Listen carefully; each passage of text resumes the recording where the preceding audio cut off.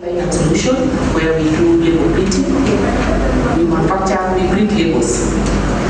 We ran the label printing for several years, and then we realized that every label that we were printing was going into a plastic bottle. And I asked my husband where he would the bottles. So we got an venture into manufacturing the plastic bottles. So we manufacture.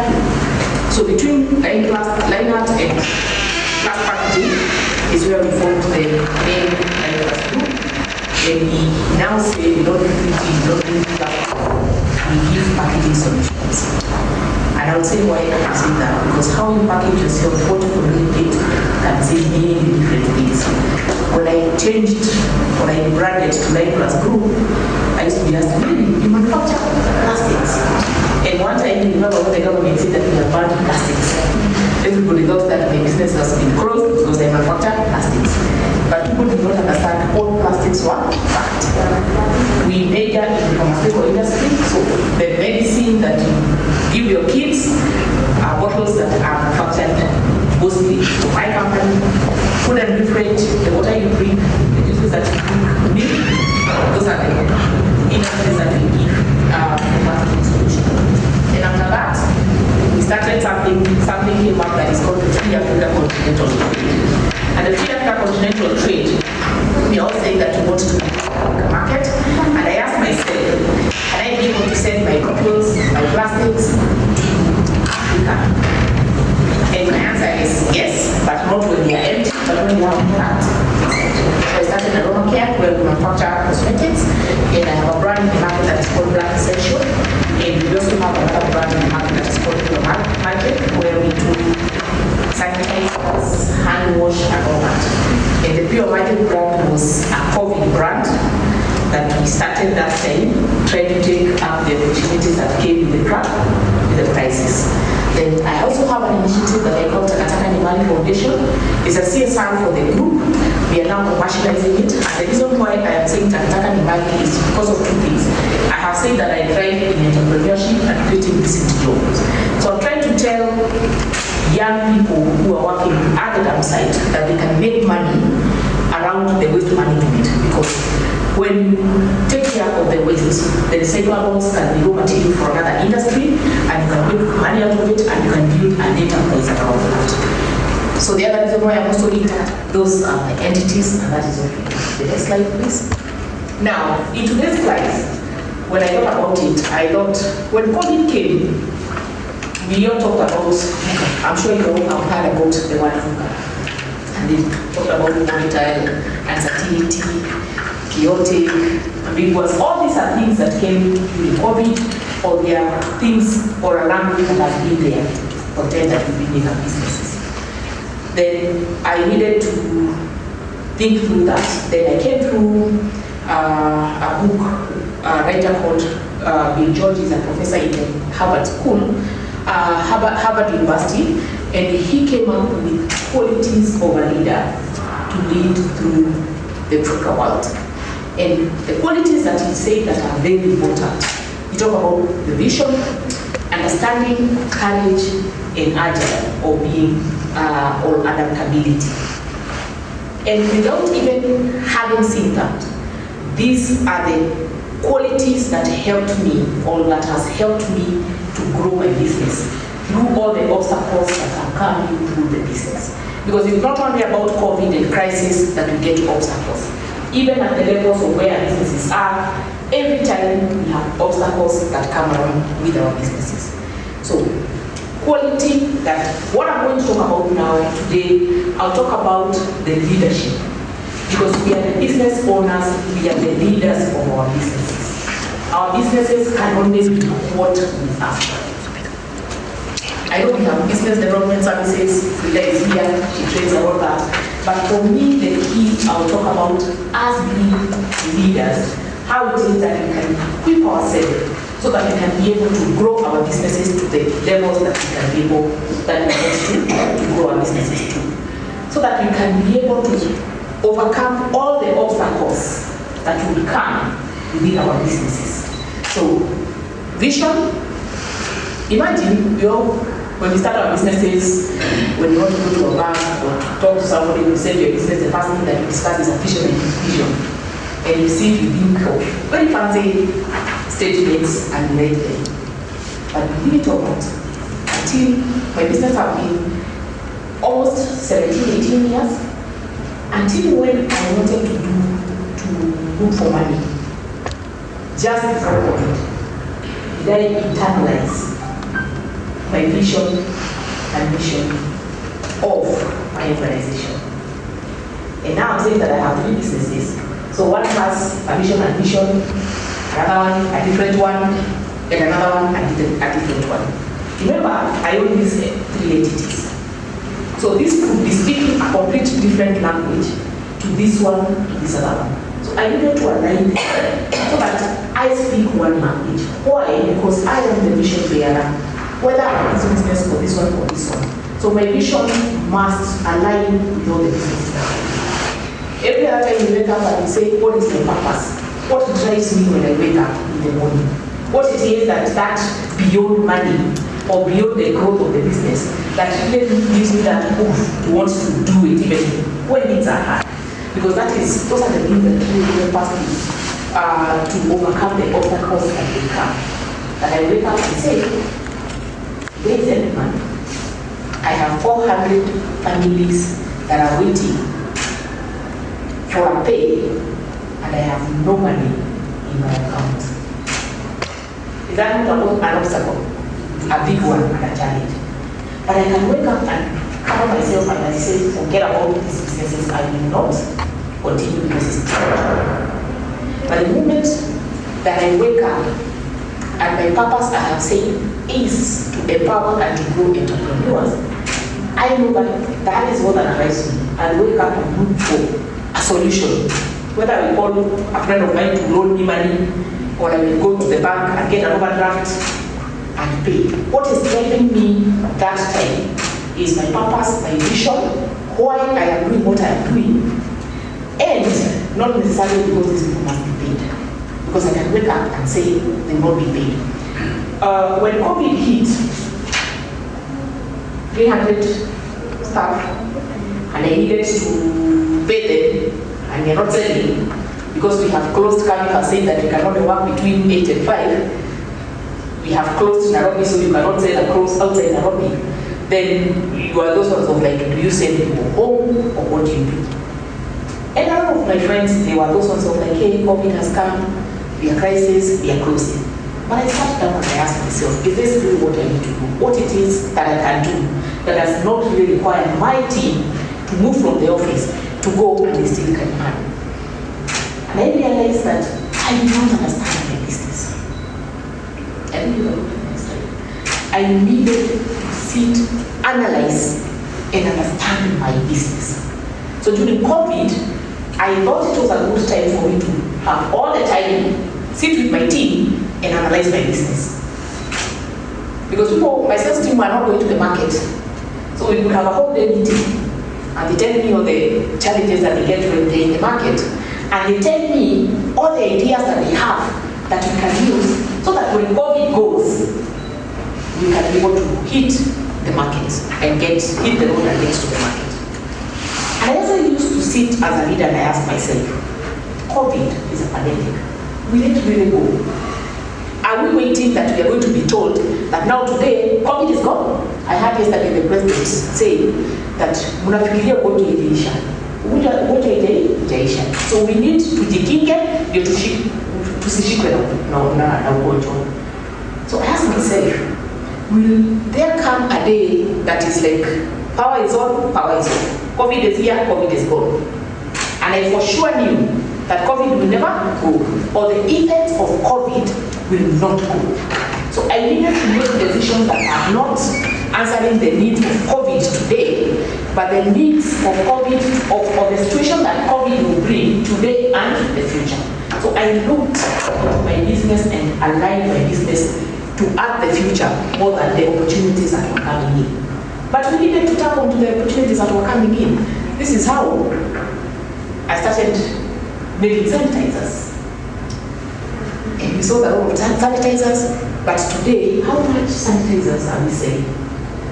Does it mean that then I closed my business because the only thing that I was doing is sanitizers. We had people who repurposed their businesses and they started making masks because the opportunity came. But when you are making the mask, what else were you preparing or planning that when we stop doing the mask, that you are going to continue? In this slide, I've said that most leaders fail due to lack of emotional intelligence. And for me, emotional intelligence is about knowing me, by people knowing me, understanding the team that I'm working with, understanding even my customers, because my customers are my markets. How do I relate to them? Self-awareness. I took a lot of time during COVID to literally build and be self-aware. Self-aware, why I'm able to understand how do I make decisions? What drives me to make the decisions the way I make the decisions? I've also said that I realized that I didn't have clarity of the vision and mission and the governance of the business. I took a lot of time to analyze and understand that. Then we also say we were unable, the leaders are unable to face the reality and admit the mistakes. We had the other speaker say that sometimes you start a business, after 5 years, the people who you have employed in your business do not have capacity to take you to the next level. So you better live there with them because that is the only capacity that they have. Imagine if you are a leader and the capacity you started with 20 years ago is the only capacity that you also have. Where are you taking your business? So building first capacity on me before I even think about building and changing the capacity of my people. I tell people, I am not a finance person. When I sit with my finance people, I can only take what they tell me because I'm not an expert. I don't understand. How do I surround myself with the experts that when my people come and bring me my finances, we are able to analyze and they tell me, Madam, here, this is not right, this is not right. You understand? How do I even look for a financial course and understand basics of a finance department? So that by the time I'm sitting with my people, remember, I am the owner of the business, I am the leader. These people are looking at me, they are waiting for me to give them their direction. So sometimes, you don't even know whether you have the right people because you don't even know what it is that you need from those people. So aligning that was necessary for me. I'll give an example. I had a team, one person who we had worked with for many years, and I had moved with him from where I was working, where I was employed before. I'm a trained in communication when I worked for telecom for 15 years before I started my business with my husband. And he was my boss there, then we had moved, he was the head of my maintenance department. But we had changed technology of our machinery, and his capacity was that time. He was approaching 60, but we still have those ones of like, hey, I've worked for many years, cannot let him go. But what that was doing is that it was literally bottlenecking the growth of technology in my organization. Because he's the leader and his capacity was there. So we had to wake up and make the hard decision that yes, we're going through crisis, and we need this business to grow. So as a leader, I had to make those hard decisions to say, by the time we overcome this, who are we going to keep and who are we going to let go? And those who we are going to let go, we are not letting them go because they are bad. We are letting them go because the organization now needs something new. I also realized that I have 3 businesses and I cannot be in 3 factories at the same time. So I needed to start developing leaders who can take or who can represent me in those businesses. What the earlier speaker talked about, that you can employ kids or babies in your business, but you'll pay for employing the babies. They are very good, they come in cheap. And you say, sometimes you think you are at advantage because somebody is asking for a salary of 20,000, but what are they doing with the 20,000? So I knew I had a gap between me and my line managers, and I needed strategic leaders who can be able to help sit with me and think through the business and grow the business with me. So that my growth or the growth of the business stop just being from one head, that I have a team of leaders who we can grow the business together. Then the other thing that I said is that we have courage to transform our organization. Now, we are not selling sanitizers. So if I keep still holding that we are only talking about manufacturing sanitizers, then I'm misaligned. Because the time for the sanitizers has gone. Do I have the courage to sit and model my business? Because what I was doing yesterday is not working today. Or do I just continue doing it because this is what we started and this is what we wrote in our strategy, is what we wrote in our vision and all that. So that courage to making those hard decisions to transform your organization. Then I also talked about we lack compassion and empathy for the people. Imagine, I'll say there are 400 people. How do I have these 400 people work and believe in whatever it is that I am doing, and not only come to work because of the salary that they are getting at the end of the month? Because if it's only for the salary at the end of the month, as long as they have a paycheck, they are comfortable. They never think about the growth of the company. I'm sure in many times you have seen people who come, will say they play safe in the organization. For as long as I have my pay, I have just been told to do this, and I have done it, and I have done it. They never think beyond what you told them to, what you told them to do, or what their leader told them to do. How do you make them a family, or how do you make them own the business or the organization, so that literally even when things are going wrong, they are those ones of like, listen, this is our organization, this is our business, this is our company. We cannot allow you to take us down. I always have those conversations with my staff and I tell them, this is not my company. You will hate me, but I'll tell you, if we close tomorrow, chances are that me and my children will not change our lifestyle. But for you, if we close tomorrow, you will have nothing else to do. You will have no food on the table. So you need the business more than I need the business. So it is important that you look at the business that way and they understand. Then you look into, and usually I sit with my team and we discuss. There is the growth of the business, there is my growth. What is your growth? How are you growing? Or do you simply just wake up and come to work and you don't know where it is that you're going? So we hold each other accountable. That the organization is growing. Are you also growing? Are you also growing? And I tell them, even buying a new pair of shoes is growth. Because you never can say, I am working so hard, so that by the end of the month, I'm not going to buy a second-hand shoe. I buy a new shoe. So that is growth. So they have something that even themselves they are looking forward to as they are working for you, as they are growing your organization. So let me see the next slide. For the next slide, yes. Just a question. When you say like you have to make tough decisions to remove the previous relationship you had that was not related, how did you package the communication, and how did you know that the crop of employees you're bringing in will add value? Now, one of the things that I did is there are legal implications that come with that. And we consulted a legal person to understand what are the implications. COVID came in and talked about that you can restructure. So we took the opportunity of restructuring. We also said that you can render some services redundant. So we also took care of that. So we took the legal advantage of the opportunity that came with crisis. Then the other thing is that because we have sat with my team and we had done a strategy and we knew the business where I'm taking the organization, we knew the capacity that we needed in people, in team. I give an example. We had an HR consultant who worked with my team and did job evaluation. And job evaluation was what? If you are a manager, do you really have the capacity of looking at the business today and in the future? A lot of the HR people we have in our organization, they are not strategically HRs. They are not able to envision where you're taking your business, so they employ for today.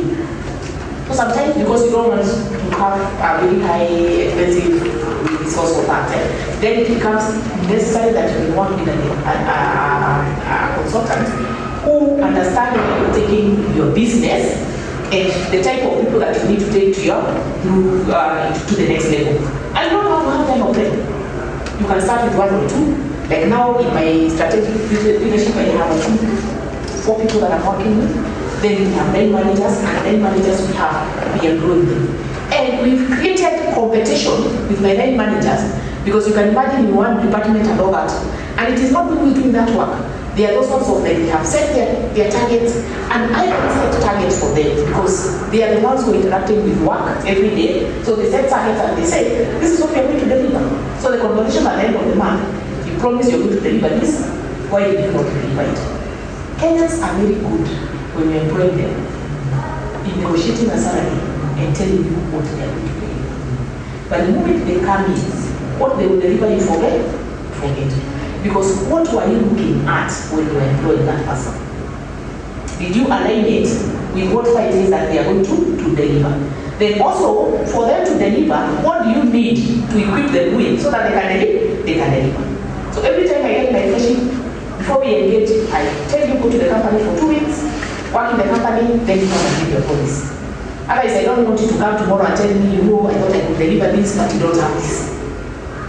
Sometimes we have our own team driving the business to the direction. You've heard Kuna say that you can start a business and then it takes to another direction and now you cannot be able to convert, to change the direction of that business. I give an example. When I started my cosmetics, I wanted to start my cosmetic in a niche market. But the sales people that I employed, they took me to the mass market. And every time we had a meeting, when we were discussing and being told this client's products are cheaper than our client. Because even the people I employed, they did not understand my target client. So we changed prices based on who we are benchmarking ourselves with. We changed the quality of the product so that we match the prices that now my sales demand. I am now struggling to realign and take back my business where I wanted it to be. Did I answer your question? Yes. I said we are going to interact. We have somebody else who wants to say something at this level. Yes. So, just on the same question, what if the owner of the company is the one having problems or causing the bottlenecks? How do you do that? Now, I think that we run our businesses. My mindset and my husband's mindset are completely different. And I hear what you're saying because a lot of time as business owners patronate our businesses. Why do we patronate our businesses? Because we lack capacity. I said, can you imagine if I'm the leader? I don't even know where we are going. Or I think I come from Central, and normally we say that if you don't travel, you don't think that the only person who cooks good food is your mother. The best that you have seen is just what your mother can cook. So I'll equip myself with a lot of exposure, going out there and seeing things being done differently, so that I'm able to broaden my thinking in how far I can take my organization.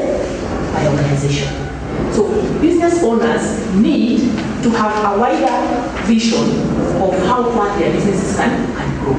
If that is limited, then they will always bottleneck the business. There's also something else that we call the founder syndrome. This is my business. What are you telling me, a consultant? I've grown this business to this level. You've never done a business. What can you come and tell? What can you? For me, I call it, it's a very stupid ignorance way of looking at things, because you can never know everything. Whether I have grown my businesses to those levels that I'm talking about. I'm talking about a finance person. I'm not a logistics person. I need to surround myself with the people who understand that. But imagine if I don't know and I'm not those ones of like I'm the founder, what are you telling me? I've grown this business, I have employed 200 people. So you know that attitude. It then means, and this is what really, one of the things that I like to talk a lot, especially with the founders. And Frida does very well with the SME founders. Because to say, for a business to grow even before you look at the employees, look at the founders. They need to change their mindset so that they can understand and embrace growth. And how you embrace growth is when you go, when you think that you are the best, you find others. You're also like, hey, I thought I have figured. I sit in that room and I hear what Kira is talking about. And I'm just like, when will I ever get there? You can say it's big global. I'll give you an example. In the year 2018, I got an award from Ernst & Young as Entrepreneur of the Year, East Africa Women Winning Category. See me one Woman Entrepreneur of the Year by Ernst & Young. Then they took me to Monaco. Go and meet the World Entrepreneur. I had never got a thought of business being global. In fact, I had seen it, like I was saying, at 50, I am retired. Because the other thing I did at 50 is a good car, a good shoe, I can be able to pay my bills, I am comfortable. Then I woke up when I was in Monaco. I saw people who are like me. They wear dressed like me, they have 2 legs, 2 hands, and 2 eyes. They are not any special. You understand? Entrepreneur. And I realized I can do this global thing. Because somebody exposed me to open up and think big. When you surround yourself with opportunities that allows you to broaden your mind, even as a business founder, then you go bringing down that culture. Right now, 2020, I told my husband that we need to bring in an expert in operation, and because their idea is expensive and all that. So I said, I'm going to sacrifice my salary for a few months, but we bring in this person. If there's no change, then we fire. And you see, we are not going to have any expense to the business because me, I sacrifice my salary. So the salary that you are paying me, let's pay this gentleman. So I brought in a gentleman, okay. And after 3 months, my husband told me the best thing that you ever pushed me to do was to do this. So he's literally now changing that mindset of. We normally, as entrepreneurs, think about money when we see money in our pockets. But we never take time to analyze and see, is this my money? Or is it my supplier's money? Or is it the bank's money? Then by the time you come to realize that was not your money, it was your supplier's money, your businesses. Can you imagine if you don't have to account to anyone? When you put a report, who do you need to account to? And you're the owner of the business. Are you seeing those problems? When you met a bank, when you talk, you get a person, when you talk, and when you talk. So you're not accountable to anyone. Then by the time you have to realize, because businesses don't go down in one day. There's no business that literally goes. Your business can go down in 2 years because you're not realizing where the loopholes are.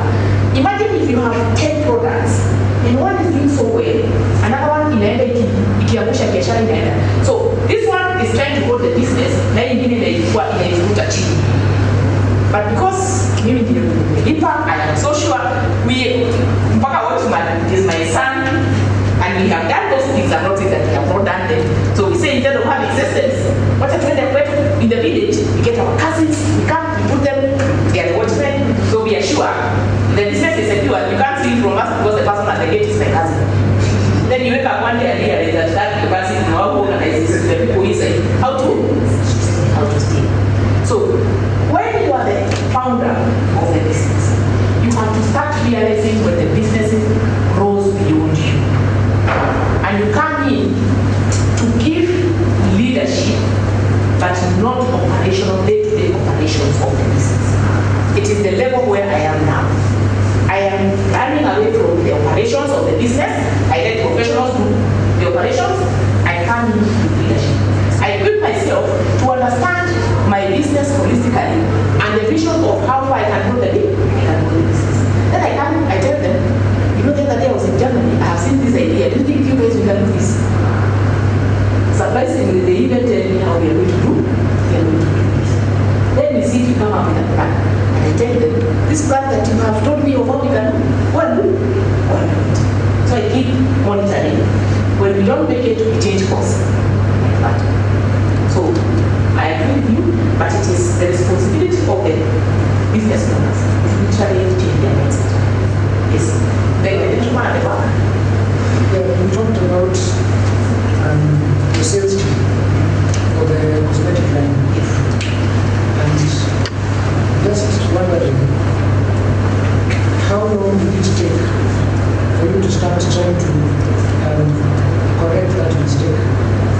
And you also mentioned that when people come to business, you don't work for 2 weeks maybe as casuals, just to understand the business before now you start negotiating terms and what the reports to deliver. So did you do that with the sales team, or is that something that came later because of learning from that? No, my management team is the one that allows us to interact with the business, spoil the policies. Because managers are not necessarily supposed to be the actual worker, but they're supposed to be managing a team. So unless you understand what is a leader, then you make wrong policies. My sales team is interesting because when I realized what we are having, I closed shop for 8 months. Yet you had managers already at that time. I have 3 entities. My cosmetic is the one that I'm saying is about 3 years old. So we are still struggling to grow it. So right now I can tell you where we are right now because we know August is coming and we have general elections and we are thinking that maybe the market will be disrupted and that. So we are still modeling how it is that we get to the market. Because a business model is not a fixed document.